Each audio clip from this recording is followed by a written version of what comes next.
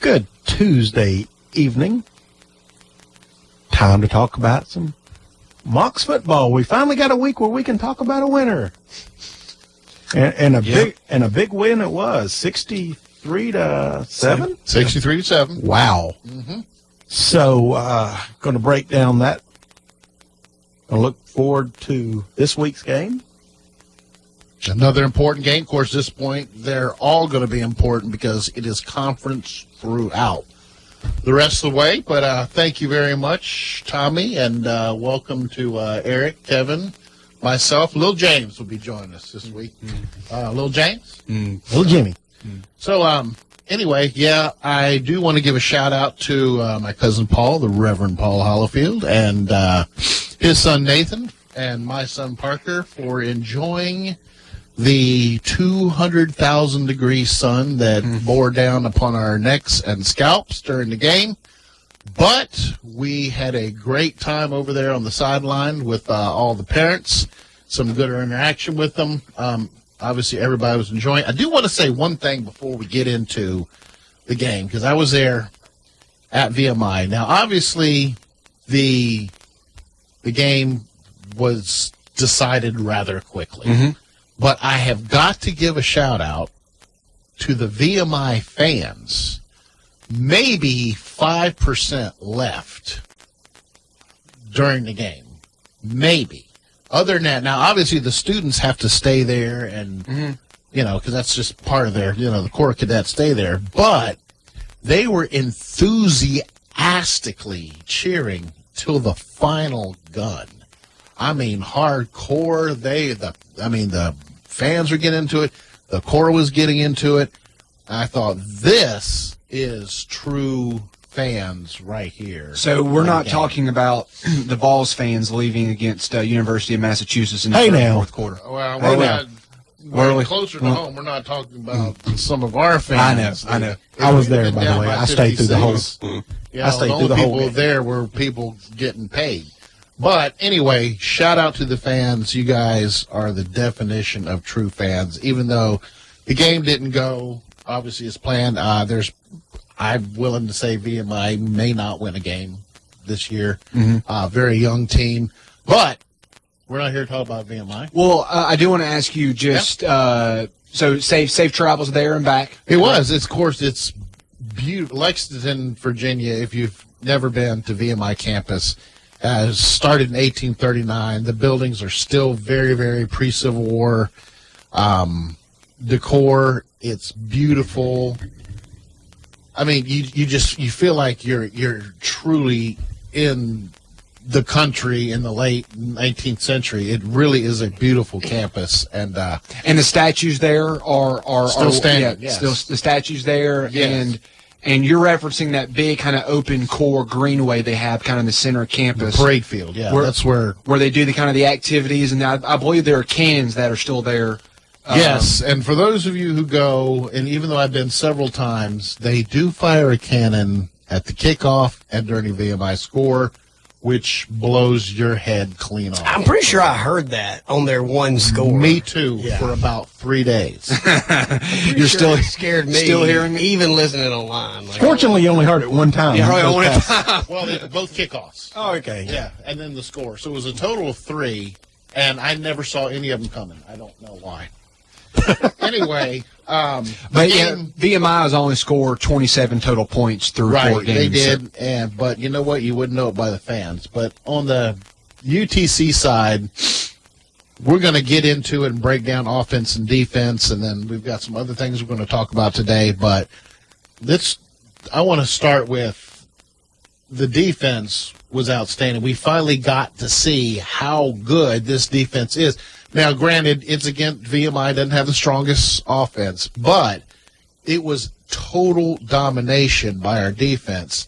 The secondary, they had that one hiccup where they bid on a pump fake that resulted in a long VMI touchdown pass. Yep. Other than that, there was nothing available. Yep. The first play of the game, they hit a pretty good pass, which was a little frightening.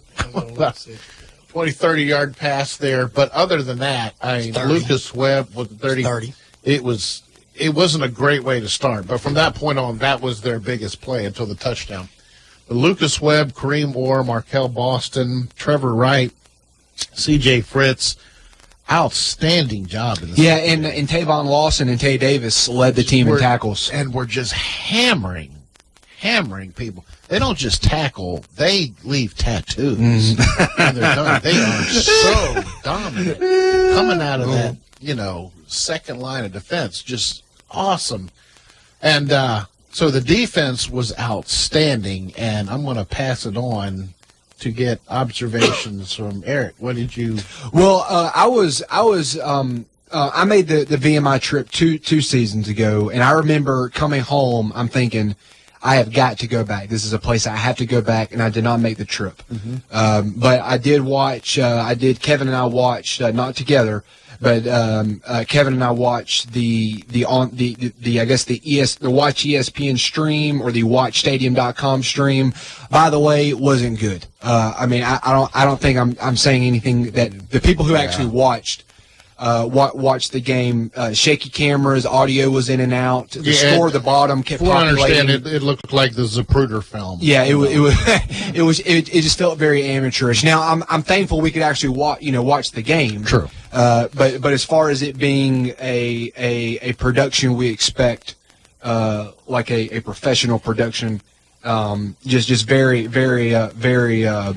underwhelming. It was very difficult to tell who the players were. I couldn't. Correct. I mean, I don't know if it was just my, from my computer that I was watching it on, but it was very fuzzy. I could tell what was happening, but as far as who, numbers, it was difficult. And Jeff, since you were actually there, you didn't see, but on the actual scoreboard, the digital scoreboard that's on the television screen, right, kept populating like 44-0 to 35. Like it was very sporadic. The scoreboard there was one time they showed 4th and 76 for you. Yeah. Who was the quarterback that it had? Not having been it had. You were texting me about this. It had Dre Bowles. From old UTC wide receiver from 3 years ago. Yeah. Dre transfer from UT. Me not being as versed in UTC football history, I was wondering why the heck Tiano hadn't started, and maybe had he gotten hurt, because I missed the first drive or two, and so which inevitably that turned out to be. I missed the game. Like I feel like I did anyway. I literally turned it on. I finally got my internet to work, and but you were telling me that right ESPN, before Bagley scored to make it 21-0. So I mean, I felt like at that point I'd been cheated. But yes, on the ESPN stats, because I was keeping up with it on Gamecast while I was waiting for my parents' internet to work, and it did say whoever that was. I can't remember. Yeah, who it was, so it said an ex-Mocs wide receiver was the starting quarterback. Yeah, so it was all kind of confusion, but there was not much confusion on the field. Yeah, well said. No, it was. I mean, as dominant a defensive performance, and yes, we know who they were. We know who we were playing. Right. But for me, it felt good to play the way we were supposed to play against a team that wasn't very good. It was on time. Right. Yeah. And I think, everybody's going to say it was VMI. And there's merit to that. And I don't think anyone wants to overplay, the significance of the 63-7 win. It was what it was. We played exactly the way we were supposed to. Mm-hmm. Right. But we played exactly the way we were supposed to. Exactly. And I think that's the big takeaway for me, is that it wasn't even a 35-14 game, and that's what I was afraid of. I wasn't really necessarily worried about the win, especially after the first couple of series, but for me it was a 60-minute performance the way it was supposed to look. A complete performance. Right. Offense, defense, special teams. Let's not forget special teams. And UTC, great job. Yeah, UTC was +3 in turnover margin. Entering the game against, we played Jacksonville State, of course, and UT Martin and LSU. But we were -5 for the season as far as the turnover margin. Well, and that interception, it was 0% Nick Tiano's fault. Oh, sure. So, I mean, and I don't want to place the blame. I think, was it Bagley that I mean, because he had a great game. Bagley did. But I think it was him that hit him in the chest. And he would admit that that's the ball he's got to catch. So, just deflection and, picked off by it is what it is. It's a football play. It happens. And really, honestly, it wasn't even picked off. It just kind of landed in the guy's hands. So, I mean, even that one turnover was kind of a fluke. Yeah, so defensively, just bringing up points here. But defensively, the Mocs forced 4 turnovers, and Mocs capitalized those 4 turnovers into 21 points. Mm-hmm. And that doesn't count the block punt. Correct. Yes. Right. Yes. And what was interesting, Alfonso Stewart had the touchdown catch. Then like 2 plays later, or not? It wasn't 2 plays later, but it was it? Would have been 3 4, plays. yeah. I don't think it was a 3 and out, was it?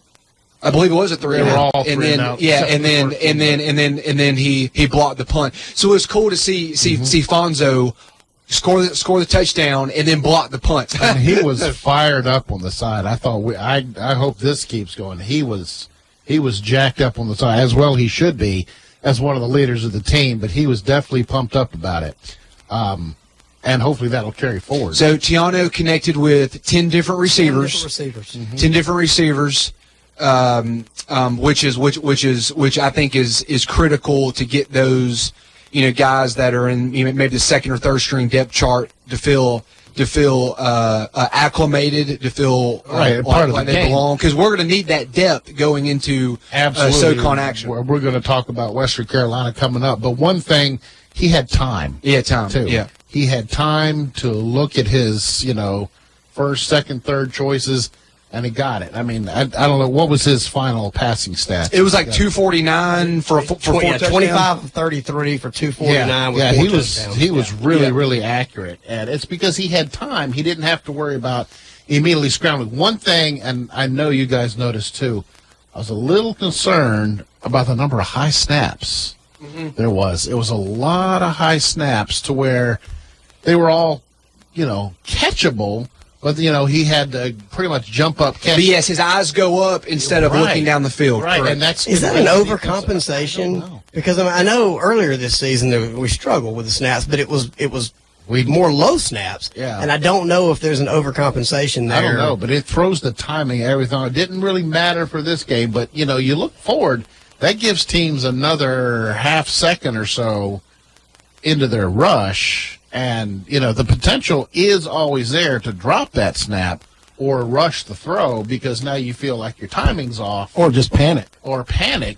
Exactly. So... But even regardless, again, we can't control the schedule. But right. On obviously on our end, but and obviously the players can't control the schedule. But to know that towards the end of the second quarter, the Mocs were up 42-0. Right. Like after 3 rather anemic offensive performances, albeit against great teams, right? Yeah. It's good to see the Mocs find the end zone. Mm-hmm. It's good to see Bagley. It's good to see Bagley find the end zone. It's good to see Darrell Bridges find the end zone. It's good to see James Stovall, who's a fan favorite, find the end zone. Yep. Also Alfonso Stewart. If you remember 2 years ago, Alfonso Stewart caught the ball from Jacob Huseman on the 4th down to put the game away as Mocs as VMI had a. Do you remember the score of that game two seasons ago? I do. And it was like a 44. It was like a 44-38 game or something. But Mocs had to go for it on 4th down, and Huseman found Alfonso Stewart over the middle to. I also want to point game. out as a segue, Alfonso Stewart. But you remember this?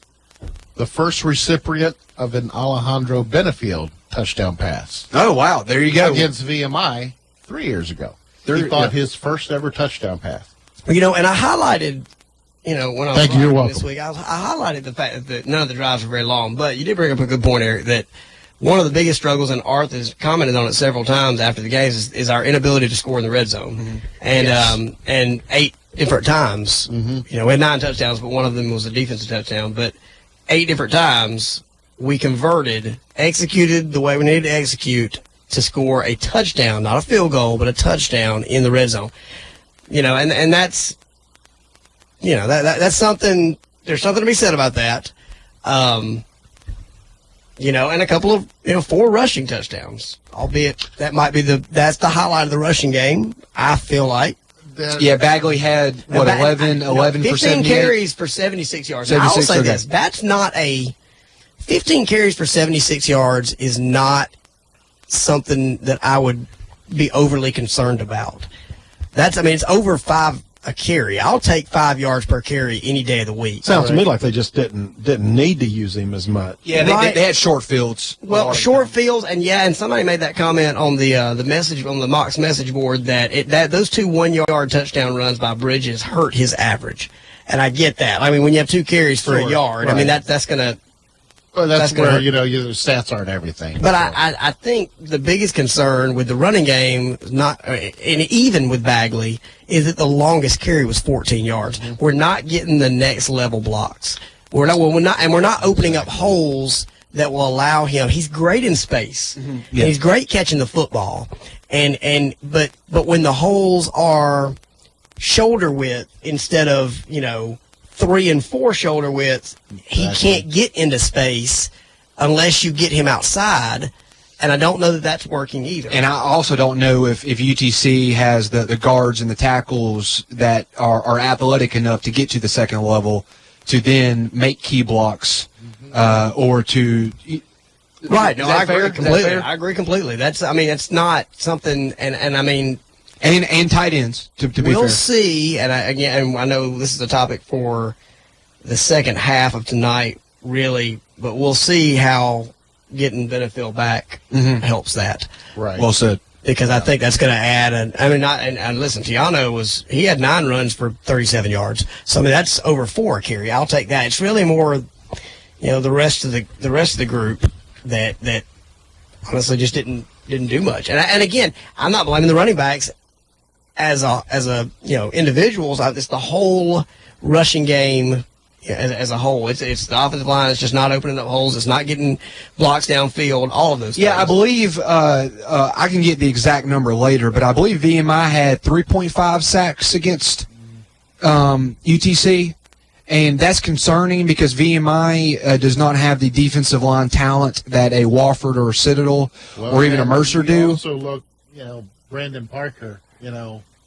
He went down for a while, and so this offensive line that is already working on gelling together will be probably missing a piece next week. Are you referencing heading into Western Carolina? Yes. Okay. Yeah. So what about the one? I noticed that looking at over the stats. Their one score came on a 73-yard touchdown pass. It did. Was it a busted coverage? Was it a guy just making a play? It was. They've thrown so many short passes that Hodges just came up. I'm pretty sure. Yeah, it was Hodges that had the touchdown. Mm-hmm. Just pump fake short and sent a guy. They had an outside receiver and a slot receiver. They threw a pump fake on a hitch to the outside receiver and sent the slot receiver down the seam. And both safeties bit, and they threw it over the top, and they couldn't catch him. Oh, and perfect execution. It was bad defense. I think everyone would admit that. But at the end of the day, I think if VMI hadn't been so unsuccessful in the passing game, that probably doesn't happen. Right. If they had been more successful, I don't think the safeties would have been creeping because of the up. Pressure, he was having to throw short every single time. Yeah. So that was and at the time, it was a 42-0 ball game. So it's not like that play. Yeah. Not like that play got him back in the game for a brief minute. But let me tell you, on the sideline, you wouldn't have known it was a 42-0 game, and that just happened. There was some. Yeah, you want the shutout. You want the shutout. I think they could smell the shutout too. Yeah, so there was some unhappy coaches on that side as well. There should be, but again, you look at the total body of work. And defense was outstanding. And I was wrong about the sacks. I was thinking about tackle for loss. VMI only had 1 sack against UTC, but they were in the backfield too much. There was a lot of. They did have 4 tackles for loss against UTC, and as I had alluded to earlier, just that's concerning heading into when we play more formidable opponents like a Mercer, like a Citadel defensive line, especially a Wofford defensive line.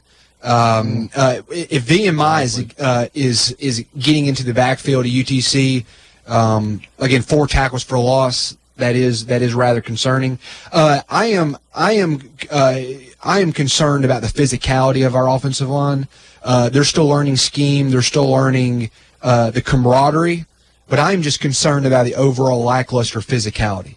Does that make sense, Jeff? It does. Like you could probably see it more in person than on TV. Nope. And I was watching because we were right there, essentially about the 40-yard line, and so a lot of the action was right in front of us.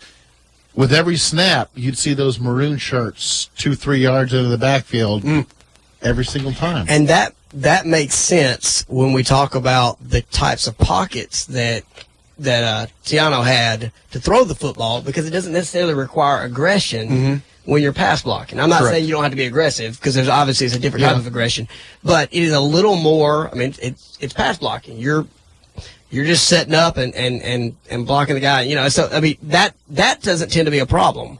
I don't think the pass blocking, while it was a problem against UT Martin, I don't think as a whole, if I look at all 4 games, I don't feel that the pass blocking is the larger problem there. It's the run blocking. I mean, it's fairly obvious. Well, I think the stats show it. Right. Yeah. So, and you're going to need those times where you're going to need to eat some clock. Right. Especially now. That's a great segue into next week. Western Carolina, they can put some points on the board. They're not. Yeah, they're like VMI. VMI. I'll talk about this later. Yes. But Tyree Adams and Detrez Newsome, you could argue based on stats are the best offensive combo in the league. Absolutely. And they come to Finley this Saturday. Those long drives. Now, Little James pointed out too to me earlier how much he appreciated that drive coming into the third quarter. Oh, it was fantastic. Almost 10 minutes? Exactly. I don't remember what. That's what you're going to need against the Western Carolina. Well, let me ask you this. All right. For the most part, Tiano's stationary back there. I mean, he can move a little bit, but with quarterback coming back, yes, that not only makes your quarterback, you've got him as another runner. I think that makes your offensive line better. It does. And that makes them look a whole lot better. This is a great time for King Grow to come back because Alejandro. Yep, because we're going to need that because it just gets harder from this point on. Maybe even ETSU is starting to. We'll look at his power rankings later, Eric's power rankings, but it gets harder each week from this point on. We're looking at Western Carolina, then Furman, then Mercer. 3 pretty good teams, and if you look at the Southern Conference, it's stacking up pretty good about in the middle. But I want to real quick, and I know it's almost 7:30 here, but I know we've obviously referenced that UTC got the win. If you're listening to this, you know that already, I would presume. But I do want to wish Coach Arth and the new staff congratulations on their first win. So I'm gonna get a little golf clap. Yeah, there we go. That's a big deal. Like that's something that it takes a little bit of the pressure off. And I know that they were hoping it would come earlier, but that it is a big deal to get that first win at the program, take a little pressure off, and now be able to settle in and just coach. And I know that Coach Arth and the staff would never admit that was something that was that they were thinking about. But it's there. I can promise you it's in the back of their minds when they go home, that it's always tough to get the first one. And so now we can move forward and just coach, just play, just watch, and then move on. And go ahead. You can tell a lot from the box score, a whole lot. And I'll admit, I haven't watched the game. I haven't gone back and watched the game yet. I just hadn't had the time. Of course, I was in Knoxville for the Minutemen's march on Knoxville. But when you look at the time of possession, I talk about that a lot. 38 minutes to 21. But even going past that, I mean, why did they have the ball only 21 minutes? Was it turnovers? Yeah, they turned the ball over 4 times. But when you look at the running game, I mean, Mocs defensive line especially, their biggest runner was 11 carries for 21 yards. As a team, 22 carries, 28 yards, long of 7. Exactly. If you have those numbers on a rushing game, rushing attack against anybody, you're going to win the ball game. And you're going to make them one-dimensional. Yeah. And then that's where the secondary, and like it showed on Saturday, does so well and has such a chance to dominate like they did. Hello, Isaiah Mack. We see you. And that's where. And that's the where. defensive line was utterly dominant. You could see it. You could see it on TV. I'm not sure how. I know sometimes in the stands it's hard to see some of that in on the line there. It just all kind of jumbles together. But I mean, the defensive line was as dominant as I've seen with Mack, and I mean everybody really. There was penetration all night long, and that leads to exactly what you just said. I mean, you're not being able to run the ball at all. And another thing, field position. The Mocs obviously scoring 63 points, kicked off a lot. VMI kick returns, they had 10 of them. The longest for the night, 23 yards. Mm-hmm. If you're keeping your opponent starting out at their own 23 most of the time, and when you kick off 10 times, you kind of expect them to break have one at least have for one 40 breakdown in yards. coverage. Yeah. And then I go back. We already talked about the drive after the half, coming out in the second half. But I mean, That was little James. Yeah, little James brought it up. But specifically, it was 17 plays, 76 yards, 9 minutes and 50 seconds, and resulted in a touchdown. And not just 17 plays, 11 of those were runs. Mm-hmm. And I just think it's going to take something like that. It's going to take something where the offensive line can get into some sort of rhythm. I'm not sure that they've been able to get into a rhythm at all. I've seen it twice. I saw it on that drive, and I saw it on the first drive against LSU. Yeah. And those were two drives that there was a rhythm to the drive, and I felt like the play calling was perfect. There was enough passes mixed in to keep the defense honest, and the offense was able to get moving down the field. And again, you bring out aggression because aggression, a little bit of success breeds aggression, and then a little bit of aggression breeds more aggression. It builds on itself, and I don't know if there's a little bit of, I don't want to say fear, because it's not fear of like physical fear, but just a little bit of being timid. Mm-hmm. Well said. That may be a better word to describe it. I do want to give praise to our to the fellow Mocs Insider here, Mr. Kevin Llewellyn, for writing just great post game pieces. Yeah, actually very good. So you can read those.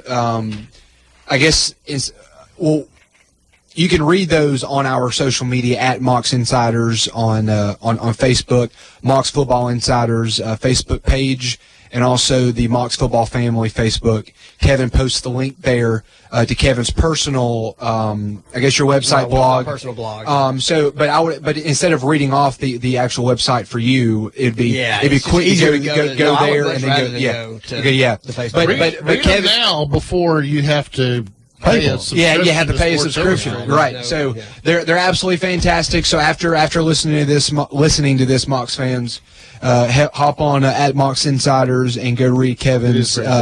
Kevin, what was the title of this last week? Comfort food. Comfort food. That was it. Comfort food. Yeah. And I'll say this about that: I don't feel like the VMI game. We talked about how we can't control the schedule, but it could not have been any better. Mm-hmm.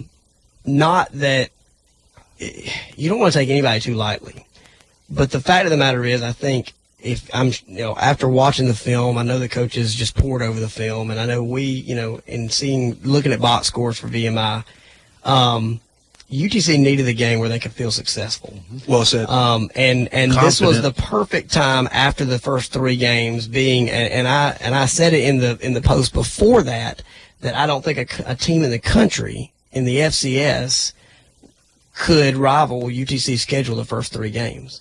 And so I do think we'll learn a little bit more about the team this week, but I don't think that. I think there's something to be said about not needing to necessarily learn anything about yourself. You just need to win, and you need to be dominant in that, in winning. I believe Tommy has some questions for the Loftus look this week. I do. All right, well, let's hear it. All right. Wait, you want to give the segment's name? The Loftus look is nice. The Loftus 5, whatever you want to call it. I like the Loftus look. I like the Loftus look. Yeah, the Loftus look. I think we'll go with that. We'll do that 30 minutes in to each show, and Mr. Loftus here will give us 5 questions to ponder and answer. All right. Grade Tiano's performance through the 4 games that he started. I'm going to say, and this is just my opinion, I'm going to give him a solid B. The first game, there was some opening game jitters. He was playing Jacksonville State. Still had a pretty good game. Had a good game against LSU. UT Martin, we all have discussed in length the issue of him having about a second or two. So I give him a good, solid B. I'm more willing to bump it to a B plus because and the future looks good because Benefit will graduate this year. So I'm going to go with a B plus. Yeah, I would agree with you there. I would even say a B plus, and I think the piece that throws that to a plus, not just a solid B, for me, is his ability to run the football, and that's not necessarily something that I had expected. Escapability, right? His ability to add to the running game. I expected him to have a strong arm coming out of an FBS program like Mississippi State, but to be able to run the football as successfully as he has been able to me, has been a huge plus for a running game that has obviously struggled. And Kevin, I want to ask you, I have nothing else to add. I think that's well said, and I agree. But I do have a question for Kevin specifically is... Thought this was my question, Tom. Well, yeah, it could be, but this is just, I guess, piggybacking off of what Kevin had to say. Is, do you think Tiano, how he kind of accepts the tackle, like he actually lowers his head and drives in there? Do you think that gets the support and the respectability from his teammates? I think it's as opposed to just like sliding it and taking I don't know contact? if he gets the support of his teammates because I'm not down the sidelines, but I know he gets my support. He gets my respect. There has never been, of course, I'm scared out of my mind because I'm sitting there thinking that we don't, I mean, as great as Cole Copeland as we hope he will be, I certainly did not want to burn his red shirt by Tiano, blowing out a shoulder, but I don't ever recall him going out of bounds. Out of bounds, yep. I don't recall him. I mean, it's almost, there were times where I almost felt like he was looking for somebody to hit. And I will say this, that I would love, I don't know what the plans are as far as how to use him with Benefield, but I'd love to see him run the football some. I think he is a fullback. I think we'll see some packages with both quarterbacks. Well said. That's interesting. I think he is a great quarterback, and if he worked at it, I think he could be a fullback. I really do. I think so. But so that's I think he probably, I can imagine as a football player, you have to respect that well said, he puts his shoulder down, and that not to say that someone who slides is less of a man or a football player. Less respect, but because there are times where you should slide. But yeah, I think it's just every time he's out in space, he lowers his shoulder, he takes that contact, he almost welcomes 2 or 3 yards. I think we. And I've coached football at the middle school level. Let's not get ahead of ourselves here, guys. But I mean, I think everybody, even people that know football, underestimate or undervalue falling forward on a running play. Because, I mean, you think about someone's body length, and if you're able to fall forward, if you're able to have forward momentum and fall forward, it's an extra yard, 2, sometimes 3 yards just by falling forward. And I think, for a team that struggles running the football, if we can get plays where we are moving forward, positive yardage, and then falling forward when we're tackled, I think it'll make a big difference. I just like the aggression he plays with as far as when he scrambles like that or has to run. I mean, not always it's a scramble design play, but I think the teammates respect that and admire it. I think we beat this horse. What's the next question? Okay, next question. All right. Rushing game woes. Thank you, Elmer. Yeah. How much do you think that Benefield coming back, and I touched on it a little bit ago, when you look at his numbers, last year, 114 rushes for 377 yards. That's 3.3 average. His sophomore year, 19 rushes, 140 yards for 7.4 average. To me, that's adding one more weapon in there one more thing that the defense has to account for, maybe even having one man that's spying him. How much do you think that will open up the rest of the run game? I think it also takes away potential negative plays, even if you get that negative play to a, no gain, to where he can avoid the sack. And we, again, we're back on the offensive line, but just avoiding a sack, getting back to the line of scrimmage, now you go from 2nd and 17, which really is going to narrow down your play selection, to, 2nd and 10 again, maybe even 2nd and 9. So that not only can it provide positive plays, but it can eliminate some of the negatives. Bagley and Bridges really fit more. I know I said after the LSU game that Bridges fit more of what Arth and team wanted to do as far as their scheme and the running back that complements that. And I don't think UTC has maybe Chris Broadwater.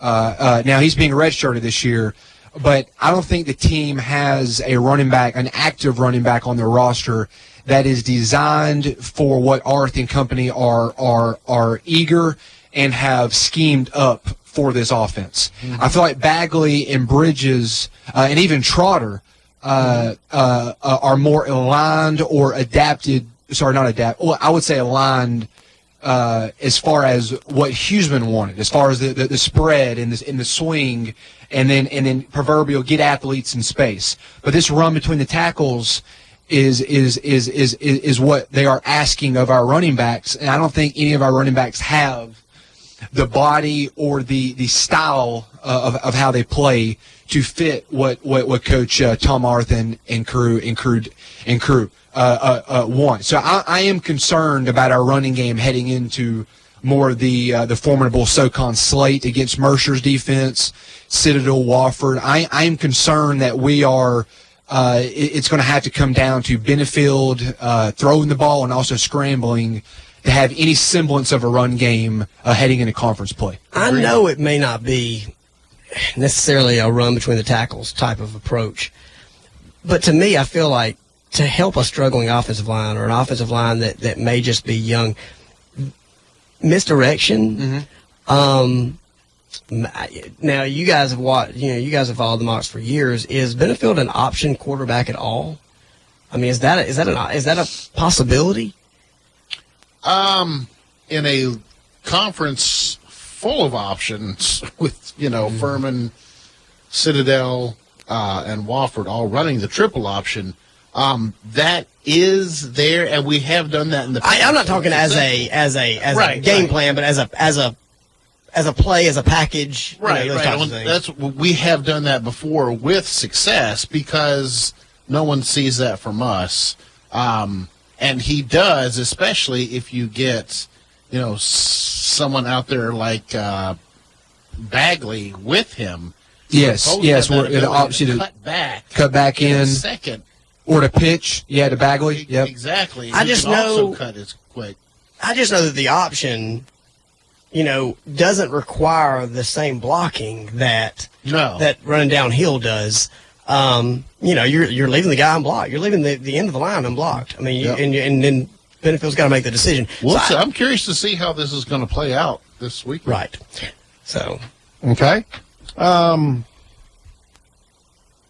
do you think the transfers have impacted it? Have they impacted the team like you thought they would, less than you thought they would, or more than they thought? Well, the two that stand out right away, I guess. Well, we could say three because, Darrell Bridges is transfer running back from Presbyterian. Graduate transfer, hasn't really had the opportunity to shine yet, and I think that time is coming.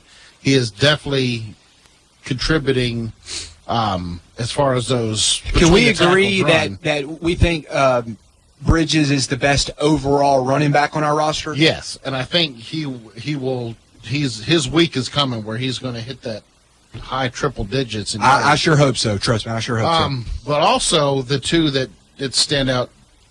Joe Parker. Joseph Parker, number 80. Has been great as a wide receiver.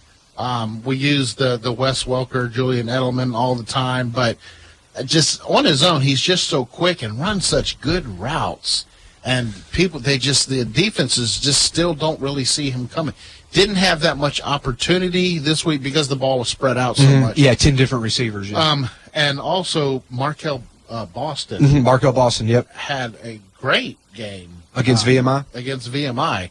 So and we have others like Luke Schulteis step in for Brandon Parker, and I'm assuming we'll probably be starting this week as well. So I think the transfers have really. Don't forget our safety / cornerback / Kareem Moore. Kareem Moore and Tiano were the two that came to my mind. I mean, I know we talk about Tiano all the time because he's the quarterback. Right. But I mean, obviously huge parts of and Orr had the strip that led to Lucas Webb's touchdown on the fumble recovery. His leadership, I think, has been probably the greatest. Not that he's not doing good as a safety, but he is providing excellent leadership on the sidelines. Yeah, Kareem Moore has 16 tackles and 2 tackles for a loss, and also has the interception from game 1 at Jacksonville State. But they have moved him around. I mean, on the defensive side, Jeff, you saw him at safety. You see him down in the box. You see him as a guy that plays man at the line of scrimmage. And he's excelled in those places, and to finish Kevin's thing, Tiano pretty much has, saved us as far as, I know we're 1-3, but I don't think we would have been involved in close. I think there'd have been bigger blowouts without him there, which maybe have led to a complete collapse of confidence. But anyway, I think the transfers have done well. All right. How do you feel? What do you think of the play of defensive end Taylor Reynolds? Do you have anything else? Sorry, I just jumped right on there. Yeah, well, I mean, I'm just looking at him against UT Martin. He had 6 total tackles, 3 solo, 3 assists on tackles. And then this past week against VMI. The reason I want to talk about Taylor Reynolds is last year we had now we had Davis Toll and then Keontae Davis, who was going to be that next elite pass rusher for UTC, right? And I think Taylor Reynolds warrants a discussion because through 4 games he's sackless. Right. Now, again, when you have the riches that we have with Keontae Davis and Davis Toll, you have that comparison. You have the expectation. Again, as Mr. Loftus alluded to, Taylor Reynolds, defensive end, 12 tackles, 0.5 tackles for loss as your starting defensive end through 4 games. But a stat you're not going to see on any sheet is his leadership. He's the leader of that line. He's been there. This is his 5th year with the program. He is a solid man as far as... Well, just pass rush in general. UTC has 4 sacks through 4 games. Right. And one of those is from Tay, and and one of them is our defensive tackle. Don't forget, this is a completely different type of defense. Different scheme, correct. I am just concerned about pass rush as we play Western this week. As we play Samford, because Devlin Hodges last week threw it for 66 times. Now, they lost to get to Western, but I am concerned about the pass rush on this team because of the expectation from last year in Keontae Davis. Well, I would have Taylor Reynolds on any team that I have. When you look at the schedule and you've played LSU and Jacksonville State in your first 4 ball games, you're talking about two teams with 2 of the best offensive lines. Sure. I don't know if Lawrence Taylor would have helped us win any of those games. No, that's a bold statement.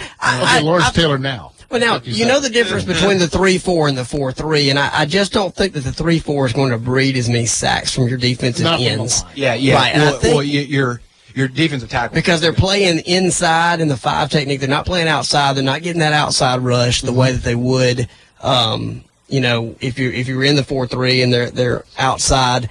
And honestly, I think missing, I go back to it, we talked about it last week, missing Dale Warren. Well said. Is when he comes back, and you've got Dale Warren, Tay Davis, Tavon Lawson. And Tavon Lawson. Yeah, you could argue that's the best linebacker trio in the Southern Conference. And I think you can do more with your stunts on the defensive line. You can cross them. You're going to get a little bit more out of them, out of your defensive line, with the extra athletic ability from Warren at linebacker. Well said. If we hit Mercer at 3-3 and get Dale Warren back, I'm pretty confident we're going to win the conference at that point. I really do. I can make that statement.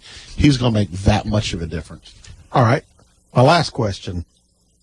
I'm going to go with a different one. Okay. Looking at opponent this week, Western Carolina, you're looking at a 3-1 team. Their only loss was to Hawaii, first game of the season, 41-18. Since then, 63-17 against Davidson, 42 points put up against Gardner-Webb, and then 38 against Sanford. This team can obviously score some points. Mocs' defense, we think is pretty much the strong point of the team. Mm-hmm. How do you see that playing out? It's an unstoppable force versus an immovable object, pretty much, where something's going to have to give. In the past, we have always played well against Western Carolina, but that means nothing. They do have a great offense, and it's predicated really on the running ability of Tyree Adams and Detrez Newsome, which is where we have been excelling as running. I think if you shut down, or at least don't even be that optimistic. If you limit and contain their yards, force them to go into a passing mode, I think you've got it. And if you look, also, they have put up a lot of points. Davidson, you got to think, that's different. But they put up a lot of points. But how many points have they given up? That was going to be my 5.2 question. 5.2. Yeah. Yes. They give up a lot of points. They do. 41 points against Hawaii, understandable. Davidson still scored 17 on them. Mm-hmm. Gardner-Webb, 27. And then this past week, 2-2, Sanford put up 34. Right. That came down to the final play. Yeah, Western is 7th in total defense for the Southern Conference, and they're giving up just over 430 yards per game. Yeah, that's a lot. Versus the Citadel at 237. Let's, in our last segment, and this is really, I'm kind of looking forward to this. Let's hear the power rankings for this week, going into week number 5. I do want to say that was our very first ever the Loftus look. Loftus look. So that was 5 questions with Mr. Loftus. And I like it. Can we get a round of applause? Can we get a bell ring? Can we get a bell ring? So we're trying new things here on the Mocs Football Insiders, and we're just kind of wanting to let our wonderful host here ask us some Mocs related questions. And for the fans that are listening, if you've got a suggestion, absolutely put it on the Facebook website there. I mean, on the Facebook page. Mm-hmm. Got a suggestion? We'll entertain some changes. We need some, and I need guidance, man. We're really hoping to be able to do some things that will get us out there. But we really, what I feel like we're missing is interaction. And I know having only one home game in the first 4 and 2 of the road trips being 7+ hours, right, is a tough way to start this thing off. But we really, really want to hear from you guys. I mean, send us a message on Facebook, post to the page, post your thoughts. Keep it clean. Just show up at the door. Keep it clean, but I mean, at the same time, if you disagree with something we say, it's perfectly fine to say that. We can all we can agree to disagree. Show up at Kevin's house. He'll make nachos. Exactly. I mean, if you'll help clean, I'll do whatever you want me to. But anyway, we're gonna roll with the Eric's power rankings here because I'm eager to hear. He gave the 3 of us a preview earlier, and I'm eager to hear his thoughts on it. Go ahead, Eric. Okay, so last week I had Wofford at 1, and I still have Wofford at 1. Wofford is 3-0 and 2-0 in the conference. I want to give a congratulations to head coach Mike Ayers. He has been with Wofford as far as the head coach of Wofford for 30 years. 30 years, and that this past weekend was his 200th win as head coach of Wofford. So that's commendable. Rarefied air. Now, an interesting thing about Wofford is their 3 games that they have won, they've won by a combined 5 points. Unbelievable. So unbelievable. So I wrote down, and again, they were preseason number 1 in both coaches and media polls. I know I've stated that a lot. But regarding the 3 games winning by a combined 5 points, in their DNA, they know how to finish and win games. They do. They can handle pressure. Right. They can handle pressure. Whereas Mercer is the antithesis of that, and I'll get to them in a second. Let's do it. So Wofford is now 7th in the stats media poll, FCS stats media poll. Started at 11th preseason. Now they're 7th. And they got 5 players on the first team, tied for first in the conference. So they have talent. And essentially with Wofford is until they're beaten. Now again, winning by 5 points, combined 5 points in 3 games would suggest maybe this team is not as elite as we had thought. But they made it to the semifinals last year of the FCS playoffs, and they haven't been beaten yet, and I'm going to keep them at the top, right? So they're at number 1. Number 2, the Citadel, they were 2 last week. They're 2 this week, 3-0, start the season 1-0 in conference play. They lead the FCS, in 380 yards rushing per game. Again, that's a stat you'll hear every year. Now, leading the nation. Last year they led the FCS in rushing at 348 yards per game, and this year they're at 380. Right? So that's over a 30-yard increase, which is saying something. Citadel rallied earlier in the season from 10 points down at ETSU. They won 31-25. They were idle last week, but they were 8-0 last year in conference play. This week they're at Samford. They're 1 behind Wofford. They're at 8th in the media poll. They are first in scoring defense, the Citadel, at 15.3 yards allowed per game, and they are second in total offense.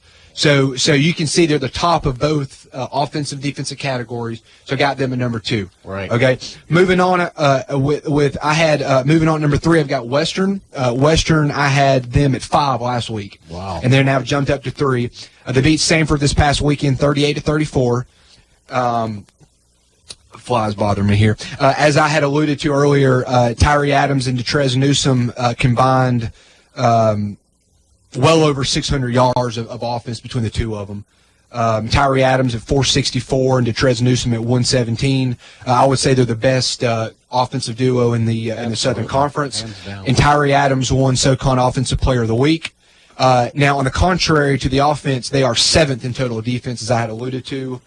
Now, interesting thing, I was watching the Western Samford game on Saturday. Which was one with the defensive stand. Defensive stand. So that's exactly what I was getting to. Yeah. Samford had the ball. They started the drive with 90 seconds to go. They started the drive on their own 1-yard line. They drive the ball all the way down to the field to Western's 3. They have to score. Can't kick a field goal. They're down by 4 at this point. They have to score a touchdown to win the game. And Western goal line stands them for 4 consecutive plays. Right. This is Devlin Hodges, who won 2016 SoCon Offensive Player of the Year. So that's what jumped Western to me, is they played defense when they needed to. Agreed. Okay? And they have a formidable offensive tackle. How much of that, and I know we don't have a ton of time here, but just very briefly, and we can get into this more next week, because I think it's an interesting topic. You know, we talked a few weeks ago about going for 2 at, in overtime and at the end of regulation. But does the prevent defense simply prevent you from winning? They went 98 yards in a minute and a half. Yeah. I mean, to me, and they were all passes. I mean, Western knew they were throwing. And I know they've got a great offense, but I'm talking what's the benefit of playing a prevent defense if you were simply just going to let them drive the length of the field? And I know they needed the touchdown. I think in this game, it came to the fact that Western Carolina does not have a good defense, but they won the game because, on the flip side, Samford has no running game. Literally. 0. They did not have that big back to pound through the line to pick up those final 3 yards. So Samford, I've got at 4. Last week they were at 4. They are 2-2 overall, 0-1 in the conference. as I had alluded to, couldn't convert the touchdown on Western's 3-yard line to win. Devlin Hodges, their quarterback, over 500 yards, 4 touchdowns. Stat of the day, Devlin Hodges, 13 touchdowns passing through 4 games. That's interesting. Samford is first in passing offense, but they're 9th in total defense. 9th. So I think Samford all season is going to be at that 4 to 6 to 7 range as far as my power rankings. You got to play some defense to win. Mm-hmm. Okay. So they're going to outscore teams with a hatch attack, but they fall into the 25th in the polls. ETSU, I've got it 5. Last week they were at 7. ETSU 2-2, overall record 1-1 in the Southern Conference. They were down by 10 against Mercer at home, but they rallied in the fourth quarter to win. They have a special teams ace. They can make field goals from past 40 yards, which is big in FCS. Yeah. And that's going to matter as they get into to more Southern Conference play. ETSU is finding identity and leadership on both sides of the ball. They are 4th in total defense, and ETSU beat my most complete team last week in Mercer. Mm-hmm. I thought Mercer was the most complete team on both sides of the ball. Shocker. And ETSU beat them. And if you recall, they were up by 10 points against the Citadel, who won the conference last year. Now, right. Citadel rallied. But I believe ETSU is finding their identity on both sides of the ball as they've essentially they're playing with all juniors. They just started the program. So moving on, I've got Mercer at 6. Mercer is 1-3, 0-2 in the conference. Again, I believe Mercer still is I believe they are a very complete team. But Mercer was up by 10 in both conference games this season in the fourth quarter. And lost both. Mm-hmm. So as I alluded to earlier, where in Wofford's DNA they can finish, Mercer can't finish. Mm-hmm.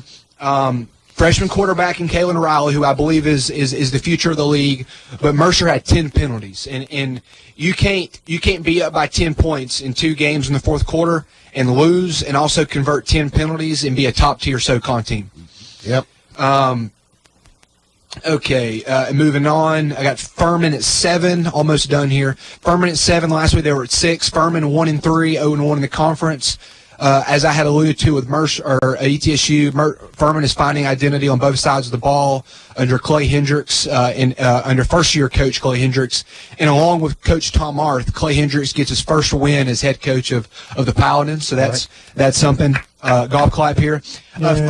Furman is gritty. I'll give them that. They play with passion. They play with toughness. Their physicality, and I believe they are ascending. And I believe QB PJ Blazekowski is finding new life. Now they run the option, but he had 3 passing touchdowns this past week. They forced turnovers. And as I had alluded to last week, I was dogging on Furman for losing to Elon. But Elon beat Charleston Southern, a ranked Charleston Southern team last week. Yep. And Elon beat Coach Huseman's Richmond's team on Saturday. So Elon is now 3-1, and Elon had to beat Furman on the last on essentially a field goal to win it. So Furman is ascending in their gritty. They're tough. Mm-hmm. They're tough. But unfortunately, Furman has unknowns. New schemes on both sides of the ball. Okay. Got to get to my 8th and 9th. I've got UTC at 8. Last week they were at 8. and I know y'all are thinking, wait, what? We just won 63 to whatever. Well, by beating, I'm assuming, number 9. BMI. I've still just got questions as far as running back concerns with UTC. I've got concerns with pass rush of UTC. And I'm also concerned that they still have not found their identity on offense, and also with the fact of Benefield not being back and Dale Warren. The other teams in front of me have been more competitive consistently, and they've shown me more, as opposed to beating a hapless VMI team. Well, we just don't know. We just don't know. We just don't know yet. And we'll find out more this weekend, but we just don't know. Right. I will say this, from everything you just said, and looking at every score, and there's only been a handful of conference games so far. But one thing I can take away from all of it is that I don't think and we've talked about this before, but there's no one in the Southern Conference that is overwhelmingly the favorite. Correct. Yeah. I don't think there's any team in the Southern Conference, with the exception of VMI, that can't beat any other team in the Southern Conference. I agree. I mean, because you just threw UTC out at number 8, and I think UTC has a chance to. I mean, we've talked about even running the table. I think there's not going to be a single game this year that UTC plays that I won't feel like we have a chance to win. They just at this point or lose, right? At this point, they just have to prove it. Like I've got Western on my power rankings at 3. So if we can go out there and be competitive and beat Western, moving up. We'll be moving up. But I just don't feel like UTC's offense is enough to compete. Defense is good enough, but really the offensive ineptitude just is a concern. But again, it's all about the change. That can change. Okay, lastly, this will take 10 seconds. VMI 0-4. Overall 0-1. They're 9th in total offense, 8th in total defense. They've only scored 27 points through 4 games. I'm telling you, I'm pulling for VMI, though, the rest of the year. Love the fans. So, that's it for this week. 6 o'clock at Finley Stadium this week against Western Carolina. Should be a very good game. We're hoping to see everybody out there. We will all be there. So, for Tommy, for Eric, for Kevin, for myself, and Lil James. Can I get a bell ring for Lil James?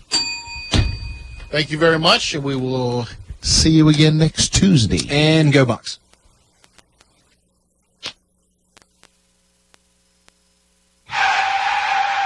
Hey everyone, this is Drew at the Bald Headed Bistro, giving you our specials for the week.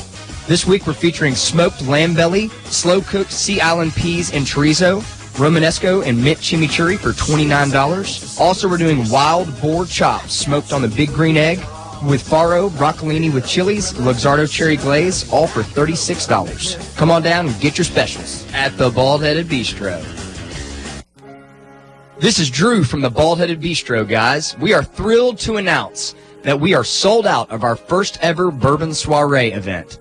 Thanks for everyone's support, and a special thanks to 6 and 20 Distillery out of Piedmont, South Carolina for sponsoring this awesome inaugural event. Also, be sure to get your supper